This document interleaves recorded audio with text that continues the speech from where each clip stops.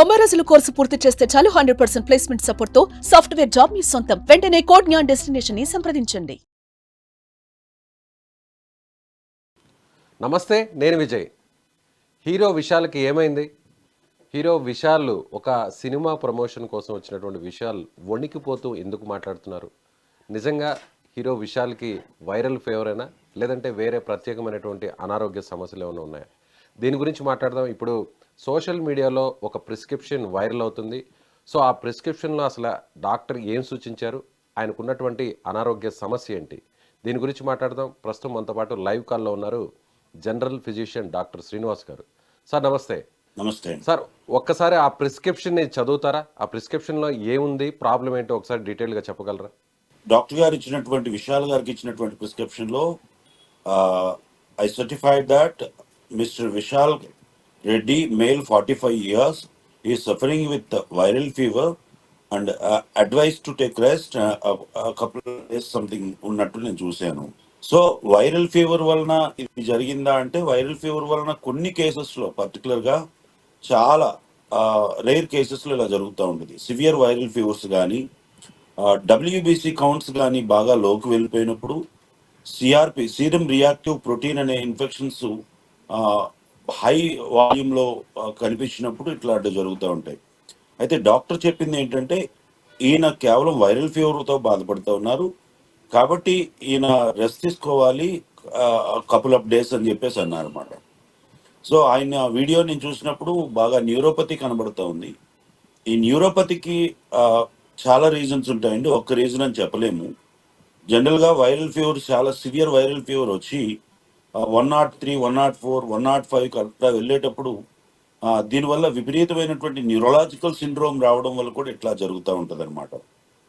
So ఆ కేసులో నేను చూస్తున్నప్పుడు, లేకపోతే డ్రగ్ లోడ్ ఎక్కువ పెరిగినప్పుడు, లేకపోతే డ్రగ్ బిహేవియర్ అంటారన్నమాట, యాంటీబయాటిక్ బిహేవియర్, కొన్నిసార్లు యాంటీబయాటిక్ ఓవర్లోడ్ అవ్వడం వల్ల కానీ, లేకపోతే ఆల్కహాలిజం ఉండడం వల్ల కానీ, ఈ వైరల్ ఫీవర్ వచ్చినప్పుడు వర్కౌట్ ఎక్కువ చేయడం వల్ల, అంటే జిమ్లోకి వెళ్ళి విపరీతమైనటువంటి వర్కౌట్ చేయడం కానీ, సిగరెట్స్ బాగా స్మోక్ చేయడం వల్ల కొన్నిసార్లు బ్రెయిన్కి సంబంధించినటువంటి సెంట్రల్ నర్వ్ సిస్టంలో ఈ న్యూరోపతి వచ్చే ఛాన్స్ ఉంటుంది. న్యూరోపతి అంటే ఏమిటంటే, జనరల్గా సెంట్రల్ నర్వ్ సిస్టమ్ మన శరీర భాగాలన్నిటికీ కేంద్ర నాడీ మండల వ్యవస్థ నుంచి సిగ్నల్స్ ఇస్తూ ఉంటుంది. ఈ సిగ్నల్స్ ద్వారా మనం కదలికలు కానీ, మన బిహేవియర్ కానీ, మనం మాట్లాడడం కానీ, మనం చూడడం కానీ ఇట్లాంటివన్నీ చేస్తూ ఉంటాం. ఈ వైరల్ ఫీవర్ వచ్చినప్పుడు, వైరల్ ఫీవర్ ఎక్కువ బాడీలో ఉన్నటువంటి ఎనర్జీని వాడేసుకుంటుంటుంది. వాడుకునేటప్పుడు ఇంకాస్త మనం వర్కౌట్ లాంటివి చేసినప్పుడు, అంటే దాన్ని పట్టించుకోకుండా జిమ్లోకి వెళ్ళి ఎక్కువ వర్కౌట్ చేయడం వల్ల కూడా ఒకేసారి బ్రెయిన్కి అందాల్సినటువంటి ఆక్సిజన్ లెవెల్స్ ప్రాపర్గా అందకపోవడం కానీ, లేకపోతే న్యూరోపతి లాంటి సిమ్టమ్స్ రావడం వల్ల కానీ ఇలాంటి సమస్యలు వస్తూ ఉంటాయి. బహుశా నేను అనుకుంటున్నాను ఏంటంటే, హీరో విశాల్ గారికి ఏం జరిగి ఉంటుందంటే, వైరల్ ఫీవర్ వచ్చి ఉండొచ్చు. దాంతోపాటు వారు సినిమా యాక్టర్స్ కూడా చాలా సున్నితంగా ఉంటారు అనమాట, చాలా సెన్సిటివ్గా ఉంటారు. అలాంటి టైంలో ఆయన వర్కౌట్ చేయడం వల్ల కానీ, లేకపోతే వైరల్ ఫీవర్ని ప్రాపర్ టైంలో డాక్టర్ గారి దగ్గరికి వెళ్ళి చూపించుకోకపోవడం వల్ల, ఏముందిలే ఫీవరే కదా తగ్గిపోతుంది, అలా అవ్వడానికి ఛాన్స్ లేదు. ఎందుకంటే వారు సినిమా యాక్టర్స్ కాబట్టి వారు ఖచ్చితంగా వారికి ఒక కన్సల్టెంట్ ఉంటారు. అప్పటికే డాక్టర్ గారు ఎవరో జనరల్ ఫిజిషియన్ చూస్తున్నారు. ఈ సందర్భంగా తెలియజేసేది కానీ అక్కడ విజువల్స్ లో చూస్తే సార్ చాలా స్పష్టంగా కనిపిస్తుంది. ఆయన షివర్ అవుతున్నారు, సక్రమంగా మాట్లాడలేకపోతున్నారు, అలాగే మైక్ను కూడా సరిగా పట్టుకోలేకపోతున్నారు. అలాగే వాళ్ళకి అసిస్టెంట్స్ గా వేరే వ్యక్తులు కూడా వచ్చి ఆయన నిలబడలేకపోతుంటే చైర్ కూడా తీసుకొచ్చి కూర్చోబెట్టేటువంటి పరిస్థితి కూడా మనకు ఆ విజువల్లో చాలా స్పష్టంగా కనిపిస్తుంది. అంతకుముందు ఆయన చాలా యాక్టివ్గా ఉండేవారు, చాలా స్పష్టంగా మాట్లాడేవారు. సో నడిగర్ సంఘంలో కూడా చాలా కీలకంగా వ్యవహరించేవారు. హీరోగా కూడా ఆయన యాక్షన్ సినిమాలను ఎక్కువ తీసేవారు, స్టంట్స్ కూడా ఎక్కువగా చేసేవారు. సో ఆ ఇంపాక్ట్ ఏమైనా కనిపించిందంటారా? అంటే ఇది కేవలం వైరల్ ఫీవర్ అయినా, లేదంటే వేరే అనారోగ్య సమస్య ఏదైనా ఉండొచ్చా? సార్, 99% వైరల్ ఫీవర్ వల్ల ఇంత న్యూరలాజికల్ ఇష్యూస్ రావండి. 99% చెప్పలేము, ఎందుకంటే ఇంత విపరీతమైనటువంటి న్యూరో ప్రాబ్లం రాదు. వైరల్ ఫీవర్ అనేది కామన్ ఫీవర్సే కదా. కానీ ఈయన ఏంటంటే, ఈయన వర్కౌట్ చేసే పద్ధతిలో కానీ, లేకపోతే ఈయన తీసుకుంటున్న ఇదివరకు ఏదైనా, ఒకవేళ ఈయన కొన్ని క్లారిటీస్ రావాల్సి ఉన్నాయి. ఈయనకి ఏమైనా డయాబెటీస్ ఉందా? ఈయన ఏజ్ అయితే 45 years, చాలా ఫిట్ గా కనబడే వ్యక్తి, ఒకనొకప్పుడు 6 pack కూడా కనబడినటువంటి వ్యక్తి ఇలా అవ్వడం అనేది చాలా దారుణమైనటువంటి విషయం. ఇందులో ముఖ్యంగా కారణాలు 3 ఉంటాయి సార్. ఒకటి, ఈయన లాంగ్ హిస్టరీ ఆఫ్ ఏమైనా డయాబెటీస్‌కి మందులు వాడుతున్నారా? డయాబెటీస్‌కి మందులు వాడుతున్నప్పుడు కూడా ఇట్లాంటివి జరుగుతా ఉంటాయి. లేకపోతే ఈయనెవరైనా ఒకవేళ ఏదైనా దాడి జరిగిందా? ఈయన వెనక నుంచి ఎవరైనా అంటే మెడ భాగంలో అంటే ఎవరైనా గతంలో కొట్టుంటారా? కూడా సార్, గతంలో కూడా ఒక సినిమా షూటింగ్లో కూడా ఆయన గాయపడినట్టుగా తెలుస్తుంది. సో ఆ గాయం ఏమన్నా ఇక్కడేమన్నా రిఫ్లెక్ట్ అయ్యి ఉండొచ్చా? డెఫినెట్‌గా 100% రిఫ్లెక్ట్ అయ్యి ఉండొచ్చు సార్. ఎందుకంటే పడిపోయేటప్పుడు వెనక భాగాన ఎప్పుడైనా పడ్డామనుకోండి, లేకపోతే నేరుగా పైనుంచి కిందకి పడిపోయినప్పుడు ఈ సీట్ మీద బాగా కంప్రెస్ అయిపోవడం వల్ల ఆహ్, టెయిల్ బోన్ అంటారనమాట. వెన్నుపూసకి చివరి భాగాన ఒకవేళ దెబ్బ తగిలితే కూడా, అది వెంటనే దాని ఇంపాక్ట్ జరిగి ఉండకపోవచ్చు గానీ, నెమ్మది నెమ్మదిగా L4, L5 అనే స్పైన్ పూసలుంటాయి. అవి అవును. కంప్రెస్ అవ్వడం వల్ల కూడా మెదడు, నరాలు దెబ్బతినే ప్రమాదం ఉంది. ఇలాంటి అన్‌ఎక్స్‌పెక్టెడ్ థింగ్స్ జరిగే ఛాన్సెస్ ఉన్నాయి. ఒకవేళ L4, L5 గానీ, C1, C2, C3 లాంటివి ఏవైనా ఒకవేళ వెన్నుపూసలోకి సంబంధించి దాడి జరిగినప్పుడు గానీ, ఇబ్బంది జరిగినప్పుడు గానీ ఇలా జరుగుతా ఉంటాయి. సో, అలాగే కొన్ని వార్తలు కూడా ఇవేమాత్రమైనా వింటున్నాం సార్.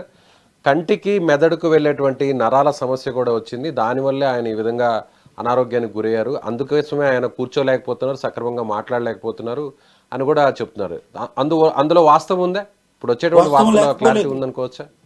వాస్తవం లేకపోలేదు. కారణం ఏంటంటే సార్, ఒక్కసారి వెన్నుపూసకు సంబంధించి సెంట్రల్ నాడీ వ్యవస్థకు ఒకవేళ సెంట్రల్ నర్వ్ సిస్టమ్‌కి ఏదైనా డ్యామేజ్ అయితే, అది ఎక్కడి నుంచైనా దారి తీయొచ్చు సార్. ఖచ్చితంగా మీరు చెప్పినటువంటి పాయింట్, వైరల్ అవుతున్నటువంటి పాయింట్ మనం కాదని రిఫ్యూజ్ చేయడానికి లేదు సార్.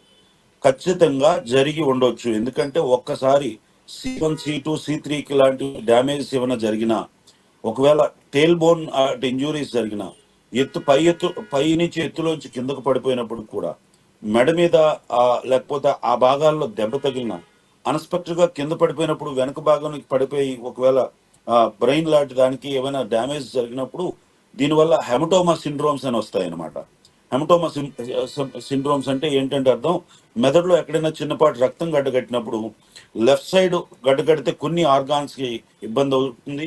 రైట్ సైడ్ ఒకవేళ దెబ్బ తగిలి చిన్నపాటి బ్లీడింగ్ ఉంటే ఖచ్చితంగా కన్ను, ముక్కు, చెవి ఇలాంటి భాగాలకు ఖచ్చితంగా రక్త సరఫరా ఆగిపోయే ఛాన్స్ ఉన్నాయి. Sir okay. అంటే ఇప్పుడు మీరు చెప్పినట్టుగా న్యూరోపతి ప్రాబ్లమే వస్తే జనరల్‌గా ఇది క్యూర్ అవుతుందా? యెస్. అదే చెప్పబోతున్నాను. ప్రేక్షకులందరూ అందరూ బాగా గమనించాల్సిన విషయం ఏంటంటే, ఉదాహరణకు పారలైజ్ అయిపోతారు కొంతమంది. హై బీపీ వల్ల పారాలిసిస్ వస్తది. పారాలిసిస్ రావడం అనేది 3, 4 మినిట్స్‌లో వస్తదండి. తగ్గడానికి 3, 4 ఇయర్స్ పట్టొచ్చు. కొన్నిసార్లు తగ్గకపోవచ్చు. అంటే మెదడులో గానీ, వెన్నుపూసలో గానీ జరిగినటువంటి ప్రమాద తీవ్రతను బట్టి ఇది చెప్పొచ్చండి.